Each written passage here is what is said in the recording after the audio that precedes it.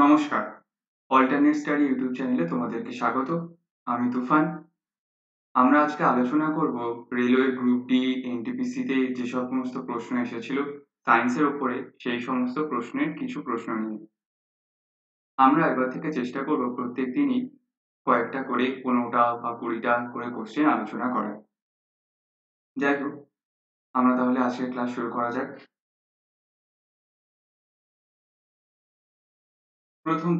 প্রথম প্রশ্ন বলছে, what is called change in velocity per time taken.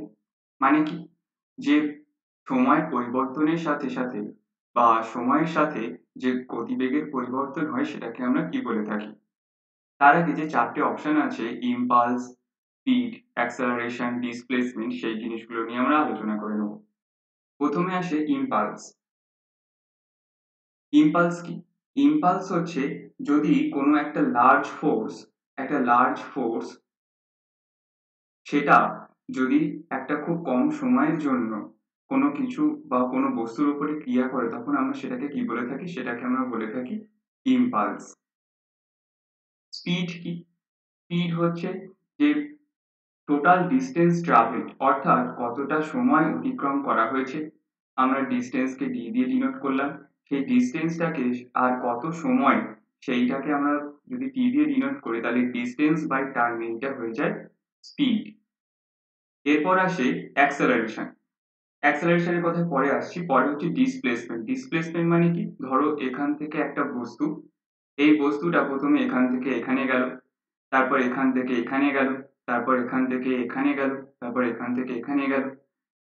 তাহলে এর সরণ কতটা হলো? ডিসপ্লেসমেন্টের মানে হচ্ছে সরণ। তাহলে এর সরণ হয়েছে এইখান থেকে এত দূর। এইটাকে আমরা কি বলবো? এইটাকে আমরা বলবো হচ্ছে ডিসপ্লেসমেন্ট। আর অ্যাক্সেলারেশন কি? অ্যাক্সেলারেশন হচ্ছে যে সময় পরিবর্তনের সাথে সাথে যে বা সময়ের সাথে যে গতিবেগের পরিবর্তন। ধরো প্রথমে একটা বস্তু, এই বস্তুটা চলা শুরু করলো, 1 সেকেন্ড পরে এর গতিবেগ হয়ে গেল 5 মিটার পার সেকেন্ড। কত হলো? 5 মিটার পার সেকেন্ড এর গতিবেগ হলো। এরপরে কি হলো? 2 সেকেন্ড পর, মানে এইটা কত সেকেন্ড হলো? 1 সেকেন্ড। 2 সেকেন্ড পরের গতিবেগ কত হলো? 10 metre per second, 10 metre per second. তাহলে বস্তুটার মানে ভেলোসিটির পরিবর্তন কত হলো? বস্তুটার প্রথমে যখন স্থির অবস্থা থেকে শুরু করেছে, এখানে এর গতিবেগ কত? 0। তাহলে এর গতিবেগের পরিবর্তন কতটা হলো? 10 মাইনাস 0 বাই টোটাল কত সেকেন্ড ধরে গেছে? এই 1 সেকেন্ড আর এই 1 সেকেন্ড, টোটাল 2 সেকেন্ড। তাহলে টোটাল 2 সেকেন্ডে গেছে। তো এইটাকে আমরা কত বেরোলো? 5 বেরোবে। আর এর কি হবে? যে ভেলোসিটির একক কি? ভেলোসিটির একক হচ্ছে মিটার পার সেকেন্ড। এই মিটার পার সেকেন্ড আবার আমরা কি দিয়ে ভাগ করছি? সেইটাকে আবার সেকেন্ড দিয়ে ভাগ করছি। তাহলে আবার এর তলাতে আরেকটা সেকেন্ড আসবে। তার মানে অ্যাকচুয়ালি কি হবে? 5 মিটার পার সেকেন্ড স্কোয়ার। তাহলে মিটার পার সেকেন্ড স্কোয়ারটা কি? মিটার পার সেকেন্ড স্কোয়ার হচ্ছে অ্যাক্সেলারেশনের একক। আর এখানে উত্তর হয়ে যাবে এইটা, অ্যাক্সেলারেশন, রাইট অ্যান্সার। যে চেঞ্জ ইন ভেলোসিটি বা পার টাইম টেকেন, সেটা কি হবে? অ্যাক্সেলারেশন। চলে আসবো পরের প্রশ্নে। পরের প্রশ্নে বলছে, which type of blood does aorta flow. মানে কি? অ্যাওয়ার্টার মানে কি? অ্যাওয়ার্টা মানে আমরা জানি ধমনী।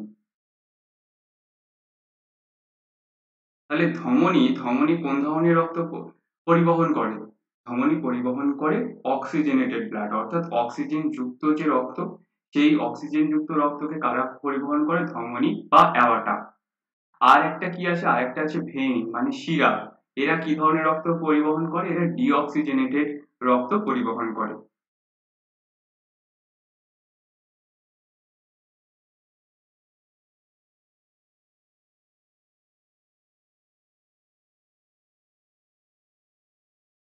পরের প্রশ্নে চলে আসবো। বলছে, which of the following is odd one. মানে এইখানে যে চারটে অপশন দেওয়া আছে, হোয়েল, লায়ন, হোয়েল মানে তিমি, লায়ন সিংহ, ফিশ মাছ, ব্যাট মানে আমরা জানি বাদুড়, এদের মধ্যে কোনটা আলাদা? হোয়েল হচ্ছে অ্যানিমেল কিংডম কিসের মধ্যে পড়ে? ম্যামেলস এর মধ্যে পড়ে। লায়ন কিসের মধ্যে পড়ে? ম্যামেলস এর মধ্যে পড়ে। ব্যাট কিসের মধ্যে পড়ে? ব্যাট পড়ে ম্যামলস এর মধ্যে, কিন্তু ফিশ কোন ক্যাটাগরিতে পড়ে? ফিশ পড়ে ফিশেস ক্যাটাগরির মধ্যে, তাই এখানে আলাদা কে হয়ে যাবে? এখানে আলাদা হয়ে যাবে ফিশ। তারপরে প্রশ্ন, which metal is used to make the filament of an electric bulb? তাহলে ইলেকট্রিক যে বাল্ব হয় তার যে ফিলামেন্ট, সেই ফিলামেন্ট তৈরি করার জন্য আমরা কোন মানে কোন মেটালকে ব্যবহার করে থাকি? আমরা কাকে ব্যবহার করে থাকি? টাংস্টেন। টাংস্টেন টাংস্টেনকে আমরা কি দিয়ে ডিনোট করি? ডব্লিউ দিয়ে। আর এর অ্যাটমিক নাম্বার কত? এর অ্যাটমিক নাম্বার হচ্ছে 74। এর 74 হচ্ছে এর অ্যাটমিক নাম্বার। এছাড়া আমরা অন্যগুলো যদি দেখে নিই, আমরা আয়রনকে কি দিয়ে ডিনোট করি? আয়রনকে ডিনোট করি Fe দিয়ে, যার অ্যাটমিক নাম্বার কত? এর অ্যাটমিক নাম্বার হয়ে যাবে 26। তারপর আছে সিলভারকে আমরা কি দিয়ে ডিনোট করি? Ag দিয়ে, এর অ্যাটমিক নাম্বার কত? এর অ্যাটমিক নাম্বার হচ্ছে 47। আর আছে নিকেলকে আমরা কি দিয়ে ডিনোট করি? নিকেলকে, আর আছে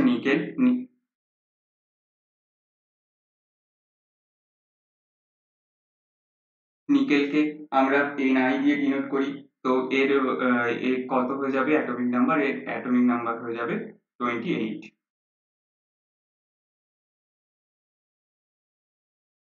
চলে আসি পরের প্রশ্নে। বলছে the weight of an object is 6000 Newton on earth, মানে পৃথিবীতে কোনো বস্তুর ওজন 6000 Newton. What will be its weight on the surface of the moon? মানে কি, যখন এটাকে চাঁদে নিয়ে যাওয়া হবে তখন এর ওয়েট কত হবে? আমরা জানি যে ওয়েট পরিবর্তন হয়, জায়গা চেঞ্জ করলে ওয়েটের পরিবর্তন হয়। যেমন পৃথিবীতে কোনো বস্তুর যদি ওজন যা হবে তার কত হয়ে যায় চাঁদে গেলে? চাঁদের 1/6 ভাগ হয়ে যায়। এটা মাস নয়, কিন্তু মাস হচ্ছে কখনো পরিবর্তন হয় না। এটা কি? এটা হচ্ছে ওয়েট। আর মুনে কি হয়? মুনে হচ্ছে পৃথিবীতে যা ওজন তার 1/6 ভাগ হয়ে যায়।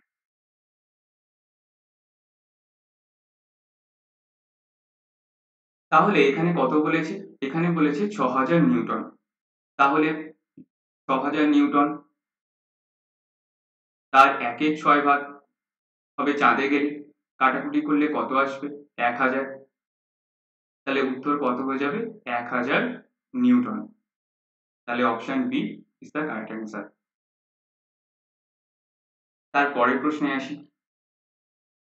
বলছে which of the following metals react with vapour to form metal oxides and hydrogen? মানে কি, কিছু মেটাল আছে, এই মেটাল কি করে? ওয়াটার ভেপারের সাথে বিক্রিয়া করে, বিক্রিয়া করে কি করে? মেটাল অক্সাইড তৈরি করে, মেটাল অক্সাইড। আর কি করে? আর হচ্ছে হাইড্রোজেন গ্যাস উৎপন্ন করে। এর মধ্যে যদি আমরা দেখি, তো এর মধ্যে মেটাল কোনগুলো? মেটালের মধ্যে এই যে কপার আছে, অ্যালুমিনিয়াম আছে, এর মধ্যে এই অ্যালুমিনিয়াম হয়ে যাবে রাইট অ্যান্সার। অ্যালুমিনিয়াম হচ্ছে ঠান্ডা জল বা গরম জল এদের সাথে বিক্রিয়া করে না, এর কিসের সাথে বিক্রিয়া করে? একমাত্র ওয়াটার ভেপারের সাথে। এছাড়াও অ্যালুমিনিয়ামের সাথে আছে লোহা, জিঙ্ক, এই ধরনের যে মেটাল গুলো, এরা মানে নর্মালি জলের সাথে বিক্রিয়া করে না, ঠান্ডা জল গরম হোক বা গরম জল হোক তার সাথে বিক্রিয়া করে না, কিন্তু ওয়াটার ভেপারের সাথে বিক্রিয়া করে। আবার যেমন হচ্ছে লিড, সিলভার, গোল্ড, কপার, এই ধরনের যে মেটাল গুলো আছে, এই যে প্রথম তিনটে কি, এরা কোনো অবস্থাতেই জলের সাথে বিক্রিয়া করে না। সেই জন্য অপশন ডি হয়ে যাবে রাইট অ্যান্সার। পরের প্রশ্নে চলে আসি। Which is the only bird flying backwards? মানে কি, একমাত্র কোন পাখি যে পাখি হচ্ছে পেছন ভাবে উঠতে পারে? এদের মধ্যে কি আছে? Option A eagle, option B kiwi, option C hornbill, option D hummingbird. এখানে উত্তর হয়ে যাবে কি? হামিংবার্ড। এই হামিংবার্ড হলো পাখি যে পাখিটা পেছন দিকে উঠতে পারে। পরের প্রশ্ন, if the resistance is reduced to half the current will? মানে কি, রেজিস্ট্যান্স মানে কি? রেজিস্ট্যান্স মানে হচ্ছে রোধ। আমরা একটা সূত্র জানি, V is equal to IR। যেটা কিসের থেকে এসছে, যেটা এসছে V varies as R, sorry V varies as I, মানে কি যে তড়িৎ বিভব বা বিভব পার্থক্য সেটা তড়িৎ প্রবাহ মাত্রার সঙ্গে সমানুপাতিক। আর সেই এই ভ্যারিজাসটাকে আমরা তুললে একটা কনস্ট্যান্ট পাই, এই কনস্ট্যান্টটা হচ্ছে রোধ আর। তাহলে আমাদের এখানে জিজ্ঞেস করেছে এই আই এর সাথে আর এর কি সম্পর্ক। তাহলে এই সমীকরণটাকে আমরা এইভাবে লিখতে পারি যে I is equal to V by R. এখানে যদি ভি কনস্ট্যান্ট ধরে নিই তাহলে আমরা এইভাবে লিখতে পারি আই ভ্যারিজাস 1/r। তাহলে কি হবে যে আমরা দেখতে পাচ্ছি যে তাহলে তড়িৎ প্রবাহ মাত্রার সাথে রোধের কিরকম সম্পর্ক, ব্যস্তানুপাতিক সম্পর্ক। তাহলে এখানটাতে কি বলেছে, এখানটাতে বলেছে রেজিস্ট্যান্স কে হাফ করে দিয়েছে। তাহলে এখানে আই হচ্ছে করলাম, এখানটাতে ভি কনস্ট্যান্ট ধরছি, আর এখানটাতে এটাকে যদি হাফ করি তাহলে 1 বাই এরকম আসবে। তাহলে তখন তড়িৎ প্রবাহ মাত্রা কি হয়ে যাবে, তখন তড়িৎ প্রবাহ মাত্রা হয়ে যাবে 2, মানে অ্যাকচুয়ালি কত হয়ে যাবে, ডাবল হয়ে যাবে। তাহলে অপশন ডি হবে এখানকার কারেক্ট অ্যান্সার। পরের প্রশ্ন, which of the following atoms has the largest diameter? diameter মানে আমরা সবাই জানি ড্যাশ, তার মানে আমরা জানি যে কোনো একটা মেটাল বা কোনো একটা অ্যাটম তার এইটা যদি কেন্দ্র হয়, এর চারপাশে কি আছে, এর চারপাশে এইসব কক্ষপথগুলোতে কারা ঘুরে বেড়াচ্ছে, নিউক্লিয়াস।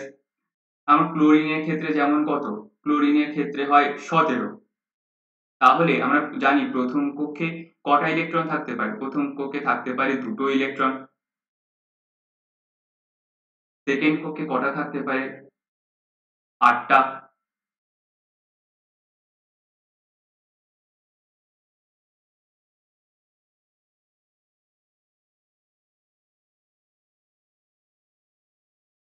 কটা হয়ে গেল 10টা, আর আছে বাইরের কক্ষে কটা থাকবে, 7টা।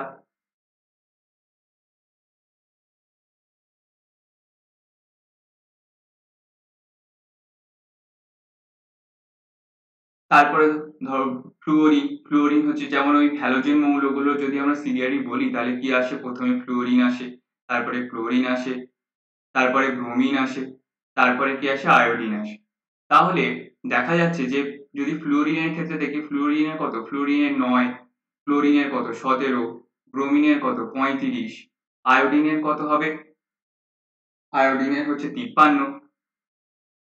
তাহলে এর আস্তে আস্তে কি হচ্ছে, ইলেকট্রনের সংখ্যা বৃদ্ধি পাচ্ছে। তাহলে আমরা যদি ফ্লুওরিনের ক্ষেত্রে দেখি তাহলে ছবিটা কেমন হবে, এই যদি নিউক্লিয়াস হয় বাইরের প্রথম কক্ষে কটা থাকবে, দুটো থাকবে, তার পরের কক্ষে কটা থাকবে, 7টা, 1টা 2টো 3টে 4টে 5টা 6টা 7টা। তাহলে দেখা যাচ্ছে ফ্লুওরিনের ক্ষেত্রে এর রেডিয়াস যদি এই হয়, অবশ্যই তোমার ক্লোরিনের ক্ষেত্রে এরকম বৃদ্ধি পাচ্ছে, ক্লোরিনের ক্ষেত্রে এরকম বৃদ্ধি পেয়ে যাচ্ছে। তাহলে আমরা যদি এই সিরিয়ালটা অনুযায়ী যাই এরকম নিচের দিকে, তাহলে নিচের দিকে গেলে কি হবে, যে ডায়ামিটারের মানে ডায়ামিটারটা ক্রমশ বেড়ে যাচ্ছে। তাহলে আমরা সবার লাস্টে কি আছে, আয়োডিন। তাহলে এখানে অপশন সি অর্থাৎ আয়োডিন হয়ে যাবে রাইট অ্যান্সার।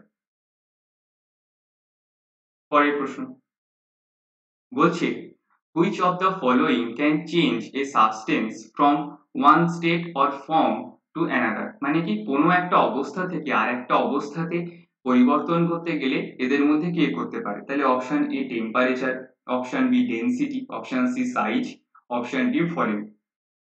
এখানে উত্তর কি হয়ে যাবে, টেম্পারেচার।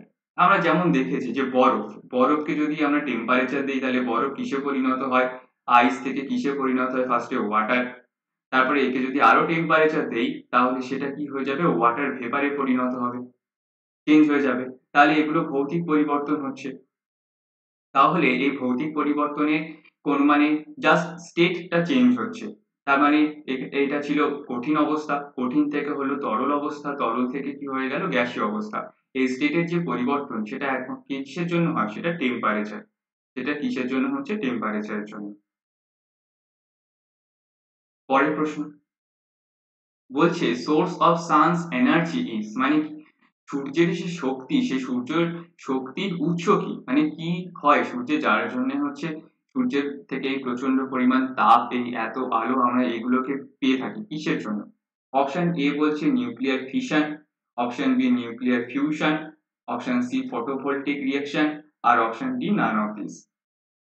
এখানে উত্তর কি হয়ে যাবে? এখানে উত্তর হয়ে যাবে নিউক্লিয়ার ফিউশন। এই জিনিসটা আমাদের গুলিয়ে যায়, ফিশন আর ফিউশন আমরা মনে রাখতে পারি। সানের ক্ষেত্রে কি আছে মাঝখানে? ইউ আছে। ফিউশনের ক্ষেত্রেও কি আছে? সরি, ফিউশনের ক্ষেত্রে কি আছে? এখানেও ইউ আছে। তাহলে সানের যে শক্তির উৎস সেটা কি হয়ে যাবে? Nuclear fusion. পরের প্রশ্ন বলছে হোয়াট কজেস বেরি, মানে কি বেরি যে রোগটা হয় সেই রোগের জন্য কি দায়ী?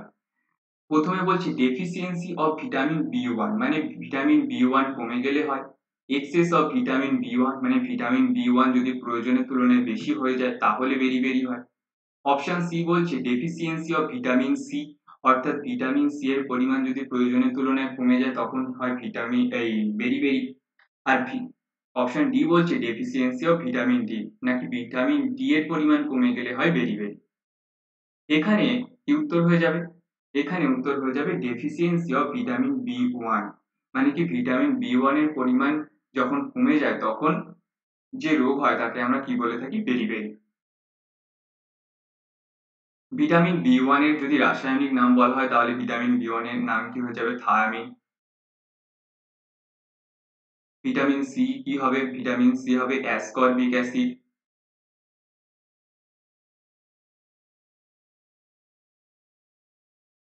ভিটামিন ডি এর ক্ষেত্রে কি হবে? ক্লোরোক্যালসিফেরল।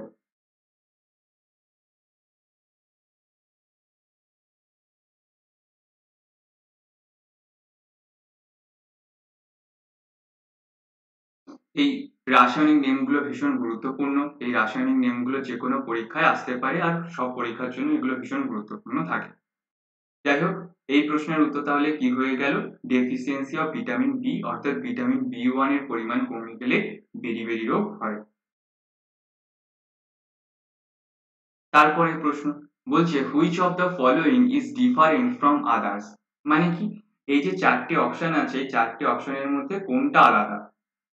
Option A helium, option B xenon, option C fluorine, option D argon. কি হয়ে যাবে উত্তর? এখানে উত্তর হয়ে যাবে ফ্লুওরিন।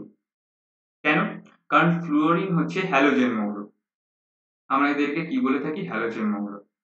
আর এই বাকি যেগুলো আছে হিলিয়াম, জেনন, আর্গন, এদের তিনজনের মিল কি? এরা তিনজনেই হচ্ছে নোবেল গ্যাস। নোবেল গ্যাস মানে কি? নোবেল গ্যাস মানে হচ্ছে যে এদের প্রত্যেকেরই বাইরের কক্ষে কটা করে ইলেকট্রন আছে? 8টা করে ইলেকট্রন আছে। যার ফলে এরা কি হয়ে গেছে? এরা সুস্থির হয়ে গেছে, এরা কারোর সাথে কোনো রকম বিক্রিয়া করে না। এরা কারোর সাথেই কোনো রকম বিক্রিয়া করে না, সেই কারণে এদেরকে কি বলা হয়? নোবেল গ্যাস বা ইনার্ট গ্যাস বলা হয়, বা বাংলায় আমরা বলে থাকি নিষ্ক্রিয় গ্যাস। তো সেই কারণে এরা তিনজন একই, হিলিয়াম, জেনন আর আর্গন। হিলিয়ামে যদিও বাইরের কক্ষে 8টা ইলেকট্রন নেই, হিলিয়ামের ইলেকট্রনের সংখ্যা কটা? দুটো, তাই বাইরের কক্ষে দুটোই থাকতে পারে। তো এই একটাই কক্ষ আছে আর সেখানেই দুটো আছে, সে কারণে এও কি হয়ে যাচ্ছে? নোবেল গ্যাসের মধ্যেই পড়ছে। বোঝা গেল? পরের প্রশ্ন পরের প্রশ্ন বলছে which of the following caries A negative charge, মানে কি এই যে বিটা রেস আছে, আলফা রেস আছে, গামা রেস আছে বা এক্স রে আছে, মানে বিটা রশ্মি, আলফা রশ্মি, গামা রশ্মি, এক্স রে রশ্মি, এই যে রশ্মিগুলো আছে এদের মধ্যে কোন রে বা কোন রশ্মি হচ্ছে নেগেটিভ চার্জ ক্যারি করে থাকে? উত্তর কি হয়ে যাবে? উত্তর হয়ে যাবে বিটা রেস। মানে কি এ হচ্ছে নেগেটিভ চার্জ বহন করে। আলফা রেস গুলো কি হয়? আলফা রেস গুলো পজিটিভ চার্জ ক্যারি করে। পরীক্ষায় প্রশ্ন আসতে পারে যে এর মধ্যে কোন রেস হচ্ছে পজিটিভ চার্জ ক্যারি করে, তখন আমাদের উত্তর কি হয়ে যেত? Alpha rays. আর এই গামা রেস আর এক্স রেস এরা নিউট্রাল হয়, মানে কি এদের কোনো পজিটিভ বা নেগেটিভের ব্যাপার নেই। তো এখানে সেই কারণে উত্তর কি হয়ে গেল? বিটা রেস, যারা হচ্ছে মাইনাস বা নেগেটিভ চার্জ ক্যারি করে। চলে আসি পরের প্রশ্ন।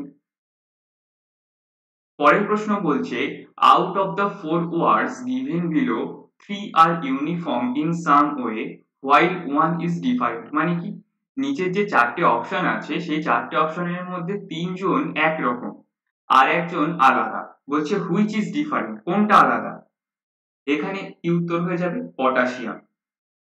কেন হয়ে যাবে? তার উত্তরটা দেখাচ্ছি। এখানে আমরা যদি দেখি তো পটাশিয়াম আছে তার আগে একটা জিনিস দেখে নিই, পিরিয়ডিক টেবিলের এই যে প্রথম যে 1 নাম্বার আর 2 নাম্বার গ্রুপ আছে এদেরকে এইটাকে নিয়ে কি হয়? এইটাকে নিয়ে হয় S ব্লক। এই 13 থেকে 18 পর্যন্ত যে ব্লকটা আছে এটাকে আমরা কি বলে থাকি? এটাকে আমরা বলে থাকি P ব্লক। আর এই মাঝখানের যে ব্লকটা এই যে দেখা যাচ্ছে এখানে কি আছে, এটা D ব্লক, এটাকে আমরা কি বলে থাকি? D block.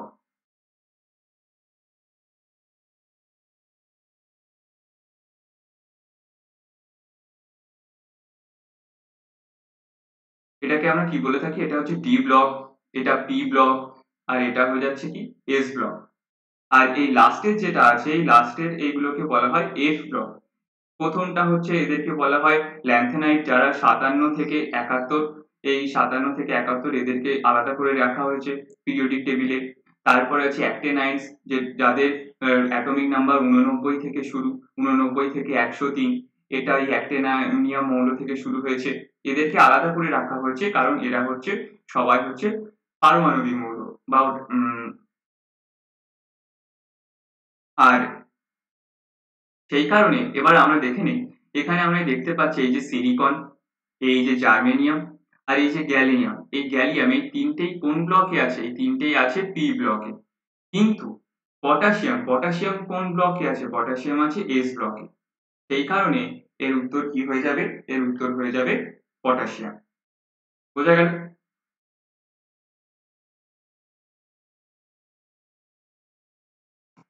আশা করি আজকের ক্লাসটা তোমাদের ভালো লেগেছে।